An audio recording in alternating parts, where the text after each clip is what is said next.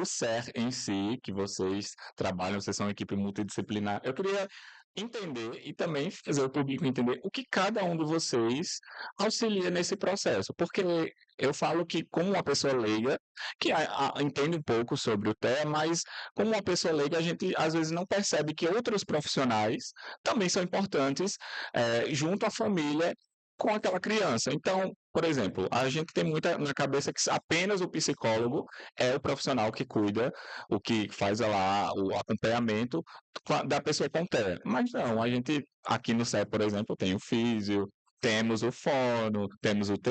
Então, são profissionais que muitas das vezes a gente nem imagina que trabalham junto a essa equipe multidisciplinar. Então, eu queria que vocês explicassem um pouquinho como é que funciona o dia a dia de vocês ali junto às famílias e a pessoa com TEA. Começa? Então, falar um pouquinho da minha área da TO, né? A gente da terapia ocupacional, a gente trabalha em cima das ocupações do ser humano. Então, se uma pessoa, uma criança, um adulto, um idoso, tiver um comprometimento em alguma das suas ocupações, nós estamos lá para intervir, ajudar a pessoa a superar aquilo. Quais seriam essas ocupações? Dormir é uma ocupação. O trabalhar, produzir, gerenciar o dinheiro é uma ocupação. O ócio, a gente precisa de momentos ociosos, mas um ócio que dê de qualidade é uma ocupação. As tão conhecidas atividades de vida diária, se alimentar, tomar banho, escovar os dentes, trocar de roupa, para criança. Aí vamos entrar já mais no autismo. Quais são as ocupações principais de uma criança? As AVDs, dormir, brincar. Brincar é a ocupação principal da criança, que é lá que ela vai estar se desenvolvendo, é brincando que a criança aprende a se comunicar, aprende a regras, aprende com trocas sociais, e brincar, perdão, acabei me empolgando, e o estudar. O estudar também é uma ocupação muito importante para a criança. Então, se a criança autista tem algum comprometimento em nenhuma dessas ocupações, e é praticamente impossível uma criança autista não ter um comprometimento. É muito raro uma criança autista não estar sendo acompanhada por um TO, não ter demanda por um TO, porque a criança, aí fala um pouquinho de cada contexto. A gente nas AVDs, muita criança ela não consegue manter uma rotina, ela não aprendeu ainda as habilidades, ela tem questão sensorial que não permite ela a realizar aquela tarefa. Tem muitas crianças que não conseguem pentear o cabelo porque tem uma hipersensibilidade tátil, não consegue escovar os dentes porque tem uma dispraxia, não consegue entender como é que é a boca dela, ou tem uma questão sensorial. A alimentação não se alimenta bem porque tem uma seletividade alimentar devido a uma questão, normalmente por questão sensorial. A gente atua também, muito importante, dentro do contexto escolar, porque se uma criança, como a gente trabalha com participação, com engajamento, uma criança autista, normalmente ela não consegue se engajar na rotina da escola. Tem questões sensoriais que não permitem ela manter uma atenção, não permite ficar sentada numa cadeirinha, não consegue ficar num lugar com muito barulho. Então a gente atua nesse contexto escolar para ajudar a criança e também a equipe como ajudá-la no processo de aprendizagem, não fazer com que ela aprenda da forma que mais comum que acontece, mas ensinar estratégias que possibilitem aquela criança a estar aprendendo. Então, assim, é um mundo, até porque, Bastante coisa. como a minha formação é de integração sensorial, e hoje, na última pesquisa que saiu, foi visto que 98% das pessoas com autismo têm questão de integração sensorial. Então, assim, se tem questão de integração sensorial, vai estar atrapalhando nos seus afazeres do dia a dia, e a gente atua aí minimizando isso. Então, se você perguntou do meu dia, se você for ver o meu dia, é uma festa, é uma sala que parece um parque de diversão, cheio de balanço, com piscina de bolinha, com escorrega-rela, com patins, com skate. Então, assim, porque a gente vai estar dando demandas sensoriais para a criança, para ela entender como receber essas informações, processar de forma adequada e aí ter sim a tarefa sendo realizada de forma mais funcional. Então, assim, ajuda a criança nos esportes, o mundo, que nem eu disse, se for deixar aqui, é Vai uma ser um hora, podcast é só da uma, demora. é uma hora trazendo o nosso dia a dia, principalmente com pessoas do espectro autista. Conta. A Olha, né, É, a fono, quando a gente pensa na fono, pensa logo na comunicação, né, eu acho que muitas vezes é é, através da fono que essas crianças acabam procurando, assim, o serviço, chega do primeiro contato para a primeira avaliação, porque não falar chama muita atenção, né, a fala, ela é um meio de comunicação bastante valorizado e quando uma criança não fala, isso preocupa muito, então muitas vezes essas crianças nem têm diagnóstico ainda, e vem para a fono, e aí a gente começa naquele primeiro momento da avaliação, encaminha para os colegas, né? Porque a gente não faz nada sozinha, precisa de uma equipe para poder a gente, importantíssimo. né, identificar e ver ali. E aí, muitas vezes, esse diagnóstico ele é fechado após esse primeiro contato. Então, a fono lida muito com essa comunicação, mas não só pensando na fala, mas pensando na comunicação mesmo, porque eu sempre digo assim, o mais importante é essa pessoa, ela ter uma forma de se comunicar, de se expressar o que ela está sentindo, o que ela quer, os seus desejos. A fala é um meio.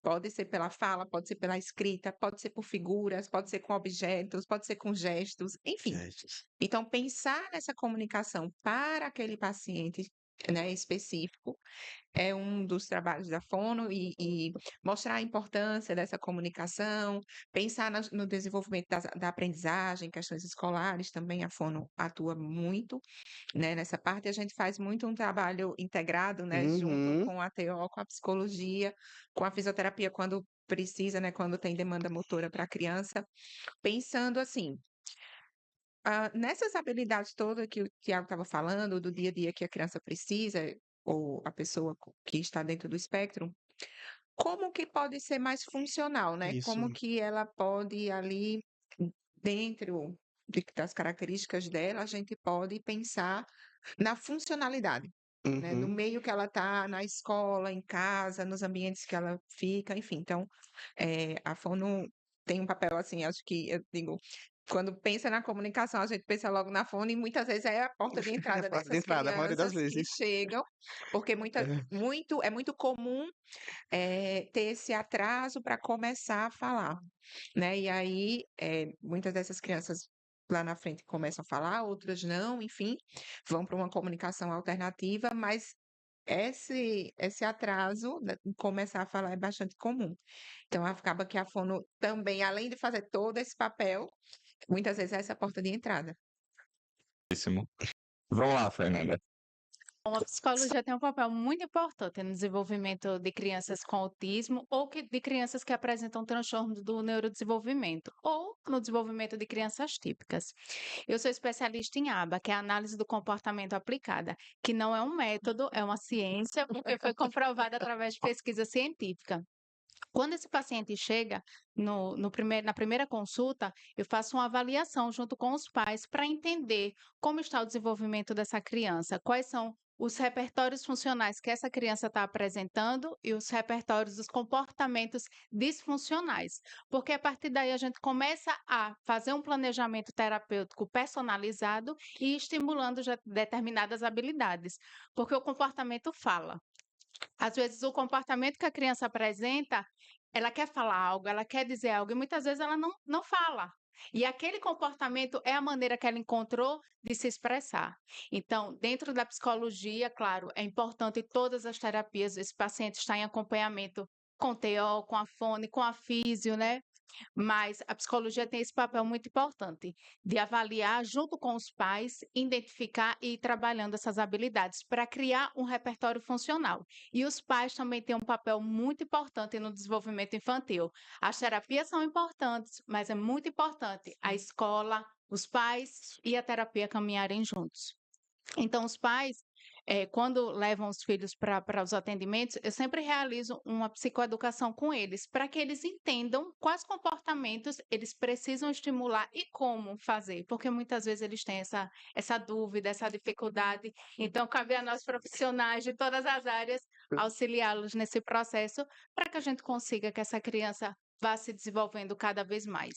Interessante, e assim, só complementando, né, o que a Fernanda estava falando, que ela falou do comportamento e como as nossas profissões, elas se Se complementam, complementam, né? isso mesmo. Porque é muito comum a gente ver, assim, episódios de birra ou Sim. de comportamentos agressivos, né, que já foi falado aqui. Desregulação sensorial. E muitas vezes está ligado à falta da comunicação. Porque imagina você querer alguma coisa e você não conseguir que outra pessoa lhe entenda de alguma forma, né? Então, a criança acaba se irritando e tudo. Uhum.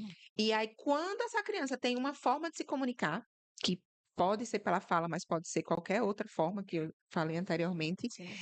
esse comportamento ele tende a diminuir, sabe Diminuir. assim, a dar uma acalmada, uma organizada. Então, o quanto que é importante a gente trabalhar em equipe mesmo e conversar, né? E alinhar, assim, as propostas que a gente está Sim. fazendo, pensando naquele paciente específico, que como eu falei anteriormente, cada criança tem suas características, tem suas necessidades, enfim. Então, a terapia, ela é pensada para aquele paciente de acordo com o que ele está precisando para a vida dele, né? Então, é bem legal, eu acho, assim, esse É. trabalho, porque Uhum. a gente acaba... Nossa, não dá não. É, Não dá pra Sim. trabalhar de forma individual, não. tem que Não ser dá. É um complemento É mútuo. impossível, é impossível. eu gosto É, muito, estou é, encantada é, pelo segundo, assim. é impossível. E assim, além dessas profissões, queria completar, ainda tem um trabalho muito importante o pessoal da educação física. O Isso. pessoal da educação física está trazendo um trabalho bem interessante.